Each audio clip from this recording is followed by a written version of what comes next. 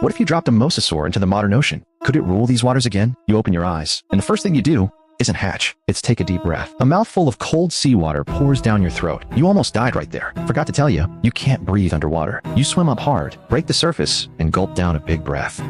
Only then do you recover. This is your first misunderstanding with this sea. You think you're a fish. Sorry, you're not. You're a lizard. Your ancestors couldn't make it on land, so they took to the sea. So like every animal that went from land to sea, you have to surface every so often for a breath. That breath is a weakness you can never shake. And this sea has no plans to go easy on a newborn who can barely breathe. A seabird dives down, its sharp beak aimed at your eyes. Without thinking, you twist your body, roll in place, and just dodge it. This twisting roll move is a killer trick built into your kind's bones. You dart into a crack in the reef, heart still pounding. Now you get it. In this sea, you're not the hunter right now. You're prey. For a long while after, you live without any dignity. You scavenge others' leftover carry-on, ambush little fish and shrimp in the reef cracks. You learn to hug the reef, grab a quick breath in the safest shallows, then sink right back down. Anything bigger than you don't dare mess with. You hide in a corner, only going for food with no danger. That Cretaceous ruler in your blood is still buried in this tiny body. It's waiting for you to grow up. 6 months later, you're 10 feet, 220 pounds. One day you lock onto a barracuda. This is your first time. Not scavenging. You do it yourself. You charge up from below. The first strike misses. It's slipperier than you thought. The second time you finally bite it. After eating, it's breath time again. But if nothing goes wrong, something's about to go wrong. A black shape bursts from the reef shadows. An adult pliosaur. It bites into your side, and the pain blinds you. You twist your body hard, rolling free of its jaws.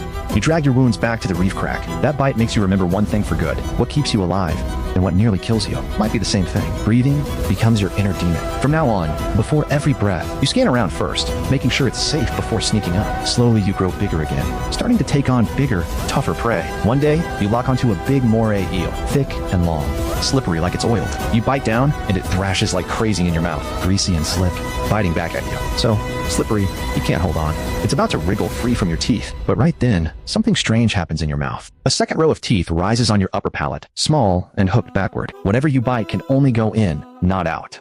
The more it tries to escape, the deeper it goes down your throat. Plus, your jaw that unhinges like a snake, opening huge. No matter how big or slippery the prey, once it's in your mouth, it can't break free. From now on, you're no longer a pup hiding in the rocks. Even the biggest prey, taking it down is no big deal. You grow bigger and bigger, nearly an adult. The small fry in the shallows flee the moment they see you. But what really plants your feet is a brutal fight. You eye a spot rich with seagrass and packed with prey. A pack of bull sharks holds the ground. The meanest shark in coastal waters. Bad-tempered, territorial, they even push into freshwater river mouths, and they run in packs. For this hunting ground, you clash with them. This fight is vicious. You against a whole pack, gash after gash, opens on your body, blood spreading in the water. You clamp onto one and won't let go. Using the move that's been in you since the day you were born, the death roll. You bite it and spin in place like crazy. And no matter how it struggles, it can't break free until it's completely out of strength. The rest, stunned by this style, slowly back off. You won.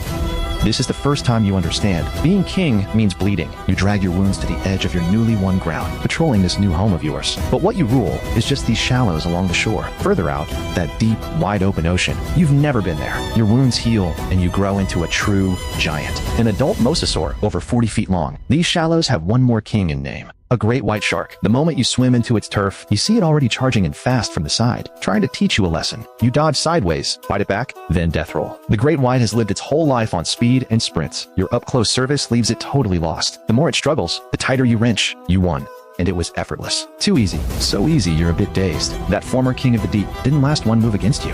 From this moment, in these shallows, nothing is worthy of being your rival. You become the rightful sea king. But this throne came too easy. So easy that, stopped in the middle of an empty hunting ground, you don't even know who's left to conquer. With this strange daze, for the first time you swim toward that place you've never been. The deep, wide open ocean. You want to see, if anything, in this world is worthy of your skills. You swim and dive deeper, and the deeper you go, the heavier that unease gets. Time to breathe again.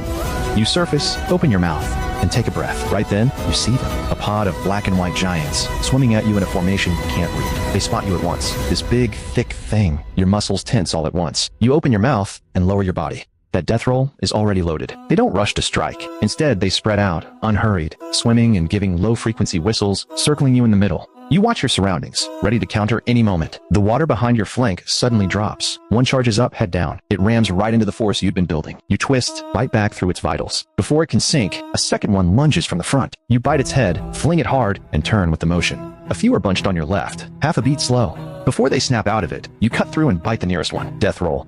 You bite it and spin like crazy, and no matter how it fights, it can't break free. This roll even knocks the others nearby out of order.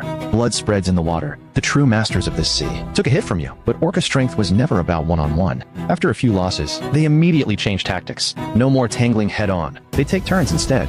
One charges in, bites once, and pulls back. Another bites from behind right away, hitting the spots your hard bone doesn't cover. The base of your tail, the soft belly, not yet hardened. But what really kills you isn't their teeth, it's your breath. The harder you fight, the more oxygen you lack, more desperate than usual to surface for air. And those few seconds you surface are exactly what they wait for. You just poke your head out. Breath, not even steady yet, and two below have already bitten you. It's not that you can't beat them. It's that you can't outlast them, and you must breathe. You fling off the two orcas biting you, turn and bite another sneaking up on you. Urgent whistles sound behind you. The orca you crippled called in help.